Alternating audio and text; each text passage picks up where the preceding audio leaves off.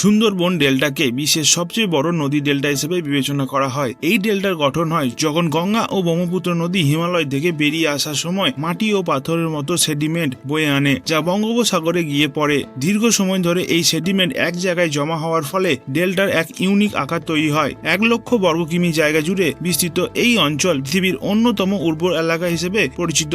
সুন্দরবন ডেল্টার প্রায় 2/3 অংশ বাংলাদেশে এবং বাকি অংশ ভারতে অবস্থিত। সুন্দরবনে রয়েছে বিশ্বের সবথেকে বড় ম্যানগ্রোভ অরণ্য। এই বন শুধুমাত্র মাটি ক্ষয় রোধ করতে সাহায্য করে না, বরং ডেল্টার ইকোসিস্টেমকেও সমর্থন করে। সুন্দরবন ডেল্টাকে রয়্যাল বেঙ্গল টাইগার ও কুমিরের মতো বিলুপ্তপ্রায় প্রজাতির আবাসস্থল বলা হয়। এখানে গ্যাঙ্গিওটিক ডলফিন ও প্রচুর পরিমাণে পরিযায়ী পাখিও দেখা যায়। সুন্দরবনে মাছ ধরা ও কৃষিকাজ এখানকার মানুষের জীবন ও অর্থনীতির একটা প্রধান অংশ। তবে সমুদ্রপৃষ্ঠের উচ্চতা বৃদ্ধি, ঘূর্ণিঝড় এবং জোয়ারের ঢেউ এই অঞ্চলে বাস্তুতন্ত্র এখানকার মানুষের জন্য হুমকি হয়ে দাঁড়িয়েছে। সুন্দরবন ন্যাশনাল পার্ক 1987 সালে ইউনেস্কো ওয়ার্ল্ড হেরিটেজ সাইটের মর্যাদা পেয়েছে।